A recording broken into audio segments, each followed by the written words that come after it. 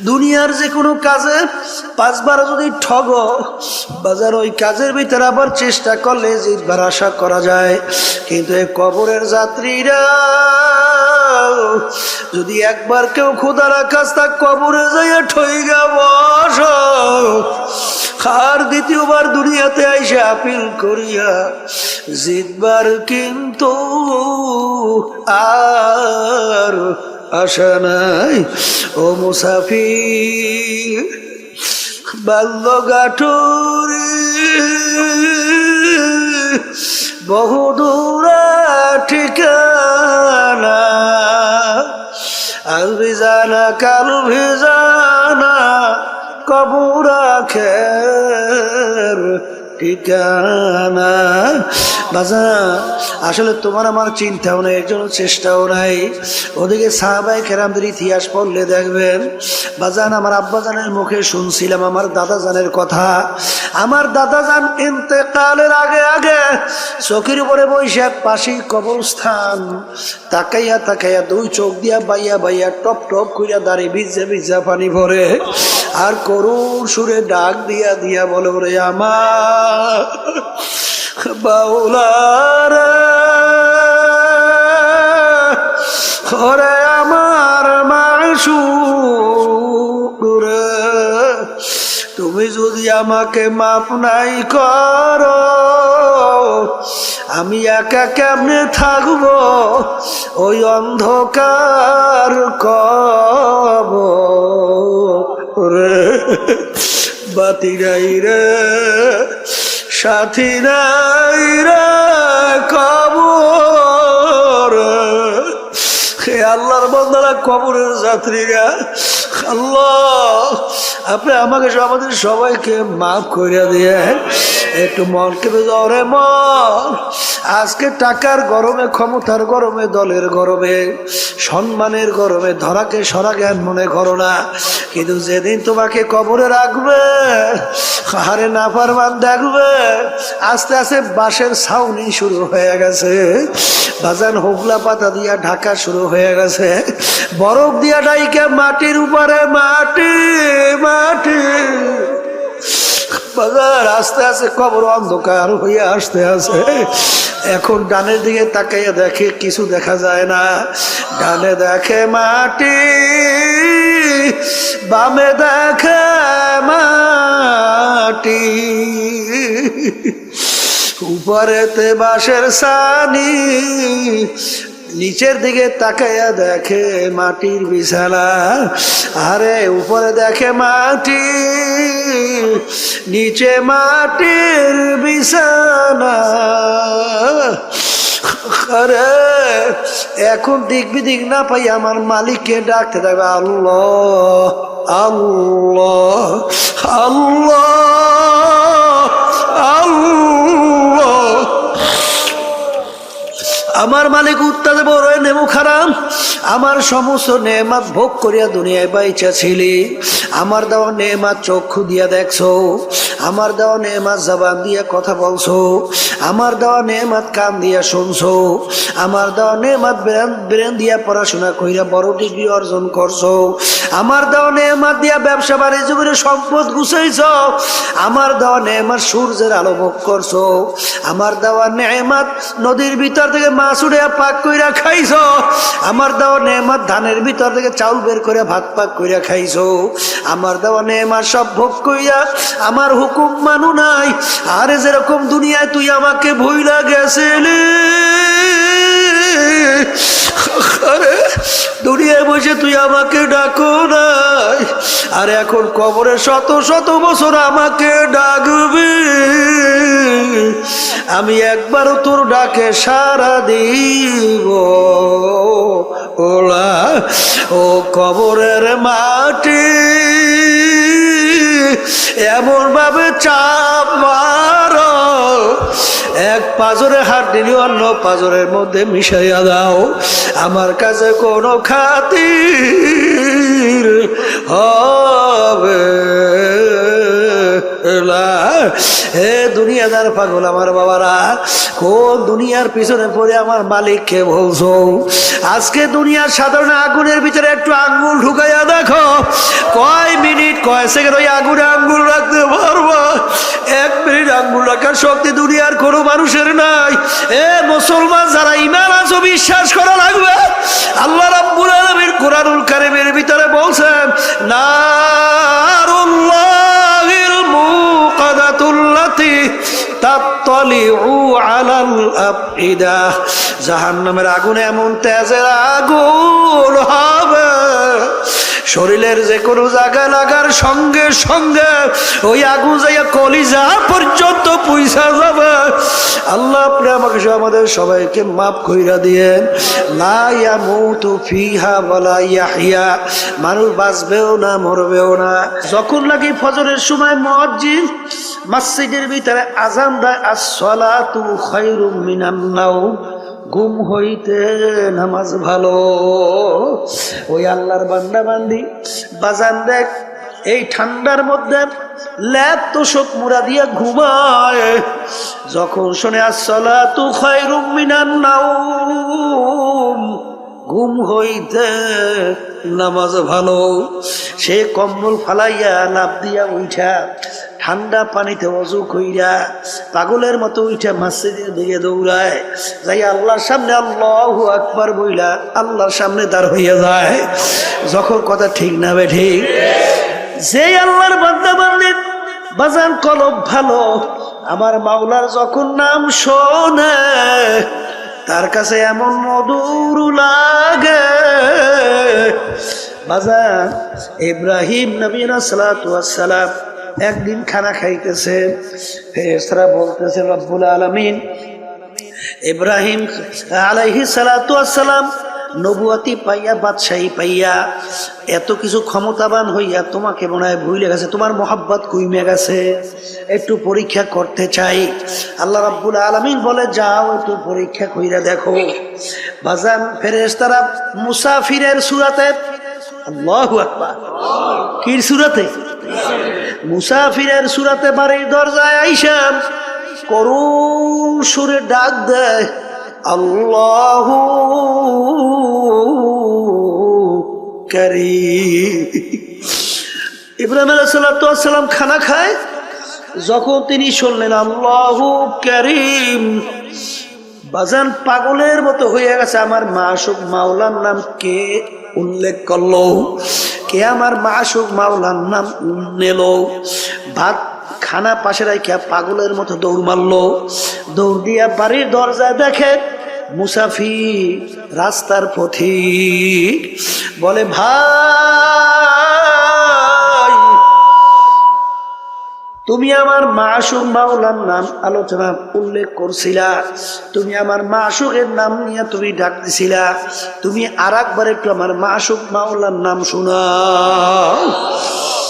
পথিক বলতেছে হুজুর আমি একবার বলছি, আর একবার যদি আপনার মাশুক মালিকের নাম শোনাই, আপনার বিনিময়ে আপনি আমাকে কি দেবেন?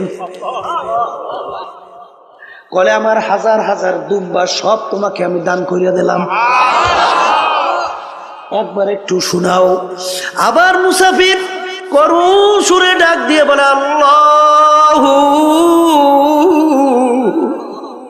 কারীম। বাজান মাশুক মাওলার নাম যতবার শোনে ততই তার কাছে মধুর মতো লাগতে আছে। বাজান আপনি যাকে মোহাব্বত করেন তার কথা যত বারবার তোমার সামনে আলোচনা করা হয় তোমার কাছে ততই ভালো লাগে।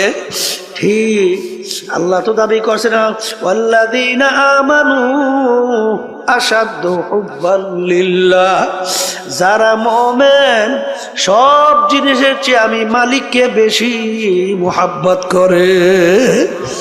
বলে হুজুর মুসাফির আর একবার আমার মাশুক মাওলার নামে একটু শোনাও।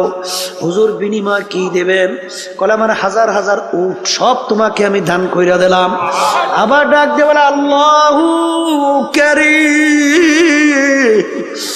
যত বলে ততই তার কাছে আরো মজা মজা লাগে, কারণ মোহাব্বতি লোকের নাম অন্যের মুখে শুনতে আরো ভালো লাগে। বাজার এরকম বলতে বলতে তার সব মাল সম্পদ দেওয়া হয়ে গেল। আবার একটু শোনাও, এর বিনিময় কি দেবেন? আমার তো আর কিছু নাই, আমি তোমার সঙ্গে ওয়াদা করতেছি, আমি ইব্রাহিম যতদিন বাইচা থাকবো ততদিন আমি তোমার গোলামি করতে থাকবো। তবু তুমি একটু আমার মাসুক মাওলার নাম শোনা। তখন ফেরেশতা বলতেছে, হুজুর আমি কোন রাস্তার ফকির মুসাফির না, আমি মাওলার ফেরেশতা ছিলাম আপনার কাছে পরীক্ষার জন্য। শোনেন শোনেন, আপনার মাসুক মাওলার নাম যত মনে চায় শোনেন।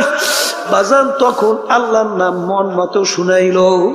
বাজান বাজান যার কলব স্বচ্ছ তার মালিকের নাম শুনতে মজা লাগে। জোরে বলে কথা ঠিক না বেঠি? এ আল্লাহর বান্দারা, পর্দা আলে মা বোনেরা, তোমার কলব ভালো না মন্দ তুমি কেমনে বুঝবা? এক শ্রেণী মানুষ ওর কাছে ঢোল বাদ্য গানের আওয়াজ ভালো লাগে। আর একটু আসতে কন, এই আছে জোরে কন, আছে জোরে কন, আছে। তার কাছে আজানের শব্দ বিশ্বাস শব্দের মতো মনে হয়। জোরে বলেন কথা ঠিক না ঠিক? তার কাছে আল্লাহর নাম শুনলে বিরক্ত লাগে। তখন বুঝতে হবে বাজান এটা কিন্তু নামাজের দোষ না, আল্লাহর নামের দোষ না, আজানের দোষ না, তোমার কলবটা নষ্ট হয়ে গেছে। তোমার কলব কি হয়েছে? এটা মুখ খুলে বলেন, কলব কি হয়েছে? এখন এই কলব নষ্ট অবস্থায় তুমি যদি দুনিয়া থেকে বিদায় নিয়ে কবরে যাও, আমার মাওলার বেহেশতে যাওয়া যাবে? হ্যাঁ, বেহেশতে যাওয়া যাবে? আবার জোরে কাজ যাবে? এখন বাজান তোমার কাছে নামাজ ভালো লাগে না, আল্লাহর জিকির ভালো লাগে না, তোমার কাছে আজানের শব্দ ভালো লাগে না, এটা কিন্তু আজানের দোষ না, নামাজের দোষ না, এটা কিন্তু তোমার কলবের দোষ। এখন এই কলবের ভিতরে রোগ আইসা গেছে। এখন কলবের চিকিৎসা করা লাগবে কি লাগবে না? সবাই কোন নাই? কলবের চিকিৎসা লাগবে, লাগবে, লাগবে। এখন এই কলবের চিকিৎসার জন্য MBBS FRCS ডাক্তার তাদের কাছে যাইবেন না? হ্যাঁ, তারা কলবের চিকিৎসা করতে পারবে? এই কলবের চিকিৎসককে, কলবের চিকিৎসক হলো হক্কানি উলামায়ে কেরাম, হক্কানি পীর বুজুর্গেরা। কি কথা কয় না দেখি? এখন এই আল্লাহ খাস বান্দাদের কাছে, হক্কানি আলেমদের কাছে যাওয়ার পরে আপনার অবস্থা দেখার পরে বলবে বাজান তুমি এইটা করো, এইটা কইরো না। কথা কয় না? তুমি এইভাবে চলো, এইভাবে চইলো না। যারা আল্লাহর খাস বান্দাদের হুকুম ঠিক মতো মানতে পারবে, আল্লাহ রাসূল সাল্লাল্লাহু আলাইহি ওয়াসাল্লাম একদিন বসা এক সাহাবী এসে বলতেছেন, ইয়া রাসূলুল্লাহ, ইয়া হাবিবাল্লাহ, আপনি আমাকে কিছু আমলের কথা আপনি বইলে দেন, যেই আমল করার মাধ্যমে আমি নাজাত পাইয়া জান্নাতে যাইতে পারবো। তাহলে বোঝা গেল সাহাবীর আগেই সে ইমানদার ছিল, ইমান আনছিল। কথা ঠিক? আল্লাহ রাসূল সাল্লাল্লাহু আলাইহি ওয়াসাল্লাম তাকে নামাজ সহ বিভিন্ন আমলের কথা বাতাইলেন। সাহাবী বলতেছেন, ইয়া রাসূলুল্লাহ, ইয়া হাবিবাল্লাহ, আপনি সাক্ষী থাকেন, আপনি যেইভাবে আমাকে বলছেন আমি হুবাহু এইভাবেই পালন করব, একটু বাড়াবো না, একটু কমাবো না। যখন এই কথা বললে আল্লাহর বান্দারা না করলো, আল্লাহ রাসূল সাহাবায়ে কিরামদেরকে বললেন, তোমরা যদি বেহেশতি লোক দেখতে চাও তাকে ইঙ্গিত করিয়া বললেন তাকে দেইখা না। আল আমরু ফাওকাল আদাব, আদবের ভিতরে সবচেয়ে বড় আদব হলো কথা মানা। আদবের ভিতরে সবচেয়ে বড় আদব কি? হ্যাঁ, আর বেয়াদব মাহরুমে গাশত আজ ফাজলরাফ, আর যে নাকি বেয়াদব হয়, কথা মানে না, আল্লাহর রহমত থেকে বঞ্চিত হয়। কথা ঠিক? এখন আবার কথা কইয়েন এক শ্রেণী কিন্তু বর্তমানে ফতুয়া দেয় না, আমরা দেবো কি? এখন তারিখ কেমন যারা ফতুয়া দেওয়া শুরু করছে। নামাজ নাই, রোজা নাই, খারাই ঘেরাইয়ে মতে, তারাও এখন ফতুয়া দেয়। কি আমি ভুল বলছি? হ্যাঁ, ঠিক মতো আলিফ উচ্চারণ করতে পারে না, ঠিক মতো সূরা ফাতিহাটা সহিভাবে তেলাওয়াত করতে পারে না, এরাও এখন ফতুয়া দেওয়া শুরু করছে। আছে না নাই? কে আপনারা বাংলাদেশে আধুনিক যুগে বুঝি টের পান না? ট্রাক্টর পান না? কি ট্রাক্টর পান না গেছে? পাইছেন না? হ্যাঁ, ফতুয়া দেওয়া শুরু করছে। ফাতুয়া মানে মতামত। মতামত দেবে কোরআন এবং হাদিসের সঙ্গে না মিললে মেলা লাগবে না? না তোমার নিজের মতামত? হ্যাঁ, ফতুয়া মানে রায় প্রদান করা। আপনি রায় দেবেন কোরআন এবং হাদিসের বাইরে না কোরআন এবং হাদিস অনুযায়ী? হ্যাঁ, মেলা লাগবে না? না লাগবে না? বর্তমানে একদল ভাই এসে ফতুয়া দেয়। আল্লাহ মাফ করেন, আল্লাহ আপনি মাফ করে দেন। আল্লাহুম্মা আমিন। এই জন্য আমার বাজানদেরকে বলবো, বাজান আমাদের এই তরিকার নাম হলো সিস্তিয়া সাবিরিয়া তরিকা। এই তরিকার 5টা ঔষধ আছে। আমার আব্বাজান দাদাজান বাজান চ্যালেঞ্জ করে বলতেন, বাজান তোমাদের সঙ্গে কোনো ঝগড়া নাই, মারামারি নাই, কাটাকাটি নাই, তোমরা কিছুদিন ঠিক মতো ঔষধ পালন করে দেখো, দেখবা তোমার আমার আগে নামাজ ভালো লাগতো না, এখন আজান দিলে আল্লাহর ফজল করবে, নামাজ পড়ার জন্য পাগল হইয়া যায়। আগে রোজা ভালো লাগতো না, এখন জীবন গেলেও রোজা ছাড়তে পারে না। আগে মিথ্যা কথায় অভ্যস্ত, এখন আল্লাহর ফজলে জীবন গেলেও মিথ্যা কথা বের হয় না। আগে বিভিন্ন জুলুমের ভিতরে লিপ্ত ছিল, এখন আল্লাহর ফজল করমে জুলুমের কাছেও যায় না। আপনাদের এলাকায় 2-1 নাই? এই 1-2 হাজার হাজার, কথা বলেন না? আর বাজানদেরকে বলবো, যদি আল্লাহর কুতুব চরমুনাইর এই তরিকার এই প্রেসক্রিপশন আপনার কাছে ভালো না লাগে, বাজান যে কোনো একজন হক্কানি আলেম, একজন হক্কানি পীর বুজুর্গ, একখানি বাজান সহি তরিকার উপরে কোরআন এবং হাদিস অনুযায়ী আপনাকে রাস্তা যারা বাতাইবে, আমাদের উদ্দেশ্য হইল কলবের রোগ সাইরা, চোখে পানি নিয়ে আল্লাহর হুকুম নবীর তরিকা অনুযায়ী চইলা, তারপর কলবকে স্বচ্ছ করে মাওলার দরবারে হাজির হওয়া। কি জোরে বলার কথা ঠিক কিনা? কলবের রোগের ভিতরে উল্লেখযোগ্য একটা রোগের নাম বলে হিংসা। হিংসা কাকে বলে? পরে উন্নতি দিকে সহ্য করতে না পারা, পরে উন্নতি দিকে সহ্য করতে না পারা, এইটার নাম কি? হিংসা। আর একটা রোগের নাম হলো তাকাব্বুরি। তাকাব্বুরি হলো সমস্ত এই রোগের মূলের ভিতরে মাথার রোগ হলো তাকাব্বুরি। মানে আমি ভালো, আমি বড়, আমি অমুকের সে ভালো, আমি অমুকের সে বড়। কথা ঠিক কিনা? একটা নম্বর রোগের নাম হইল হুব্বে যা হুব্বে মাল, মালের মহব্বত, সম্মানের মহব্বত আছে, পদের মহব্বত আছে, কথা কন না কা? এই রোগগুলো অন্তর থেকে দূর করা লাগবে। কেমনে দূর করতে হইবে?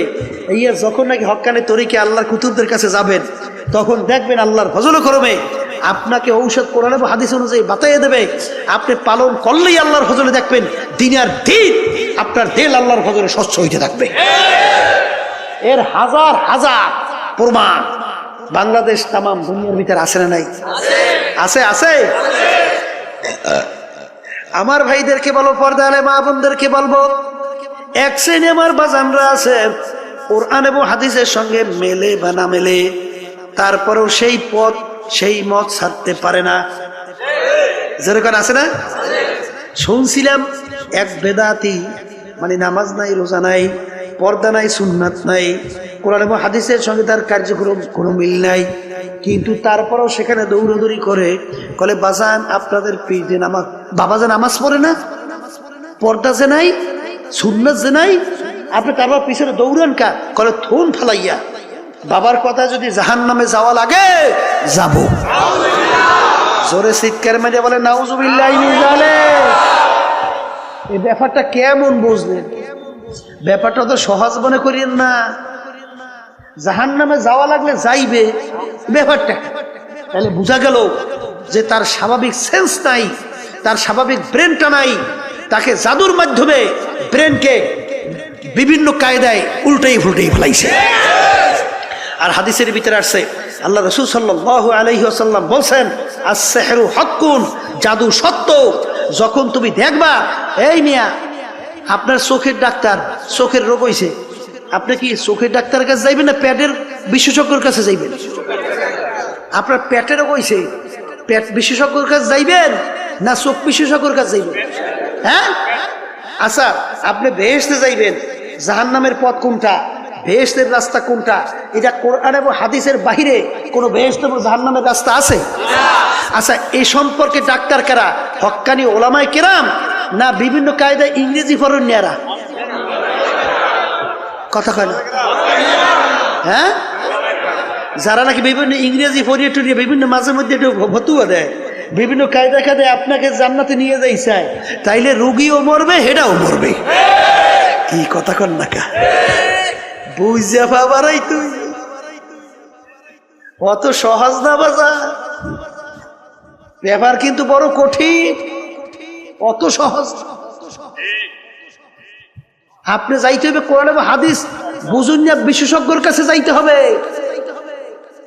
তারপরে আপনি যদি না যান, তারপরে যদি সেই বাবাদের কাছে যান, সেই মুরব্বীদের কাছে যাইয়া কোরআন এবং হাদিসের সঙ্গে সাহাবায়ে কেরামদের সঙ্গে মিলুক বা না মিলুক, তারপরে আপনি দৌড়দৌড়ি করতেছেন, তাহলে বুঝতে হবে আপনার জেহেন ঠিক নাই, তাহলে জাদুর মাধ্যমে আপনার জেহেনকে পরিবর্তন ঘটাই বলাইছে। আল্লাহ রাসূল সাল্লাল্লাহু আলাইহি সাল্লামকে জাদু করে নাই? কথা কয় না কা? আল্লাহর নবীকেও জাদু করছে, অত সহজ মনে করিয়েন না। আস-সিহরু হাক্কুন, জাদু সত্য। জোরে বলেন কথা ঠিক না বে ঠিক? এই জন্য আমার ভাইদেরকে বলবো, পর্দা আলে মা বোনদেরকে বলবো, বাজান কোনো দলাদলি বুঝি না। আমার আব্বাজান রহমাতুল্লাহ আলাইহি বলতেন, এ দুনিয়ার মানুষ শোনো, আমি ফজলুল করিম দুনিয়ার থেকে বিদায় নিয়া কবরে যাওয়ার পরে ফুলের মালা একটার পর একটা গাইথা তোমরা যদি আমার কবরকে ভইরা রাখো, আর আমার মাওলা যদি আমাকে কবরে মাপ না করে, ওই ফুলের মালা আমার কিছু আসে যায় না।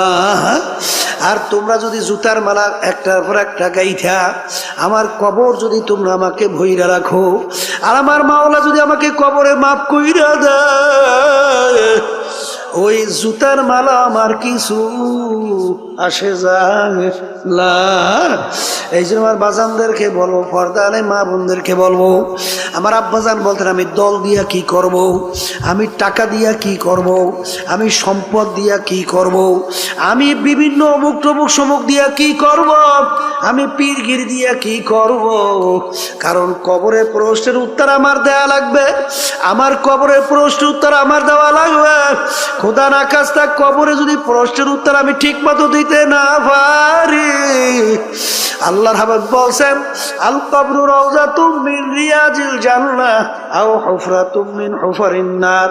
এ আমার উম্মতরা, কবর দেখো, এই কবর কিন্তু আসল কবর না, কোন কোন আল্লাহর বান্দা বান্দির কবর একটা বেহেশতের বাগান হইয়া যাবে। আল্লাহ আপনি আমার জন্য আমাদের সবার জন্য কবুল করে নিয়েন। আল্লাহর হাবিব বলছেন, ও আমার উম্মতেরা, কোন কোন নাফরমানের কবরের মধ্যে জাহান্নামের আগুন এসে ভইরা যাবে।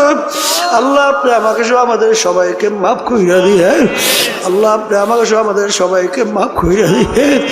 আল্লাহর হাবিব বলছেন, ও আমার উম্মতেরা, কোন কোন নাফরমানের কবর মধ্যে মাটি এমন ভাবে চাপ মারবে, এক পাজরে হাড্ডি নিয়ে অন্য পাজরের মধ্যে মিশাইয়া দেবে।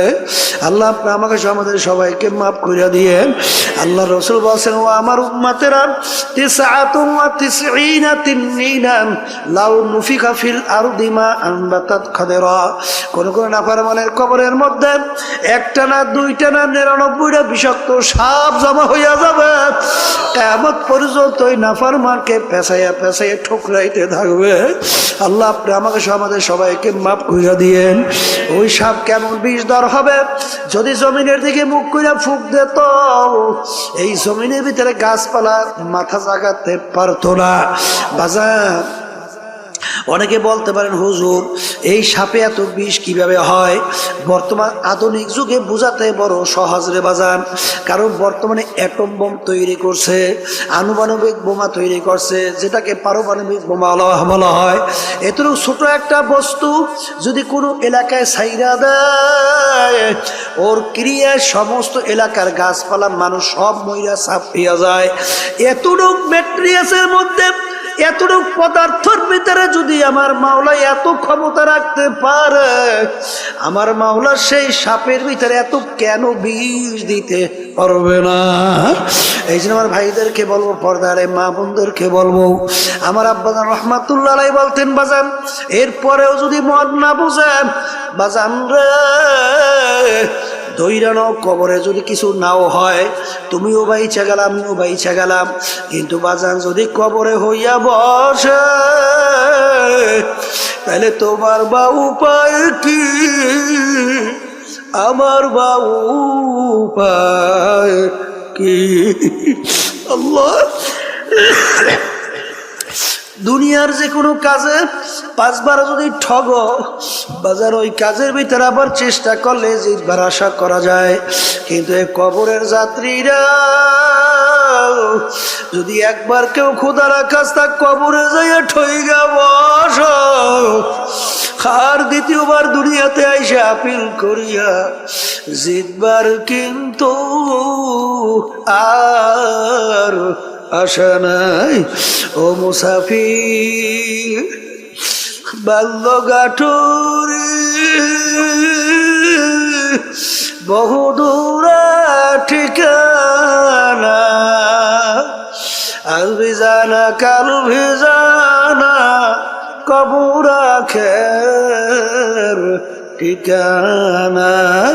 বাজান আসলে তোমার আমার চিন্তাও নাই, এর জন্য চেষ্টাও নাই। ওদিকে সাহাবায়ে কেরামদের ইতিহাস পড়লে দেখবেন, বাজান আমার আব্বাজানের মুখে শুনছিলাম আমার দাদাজানের কথা।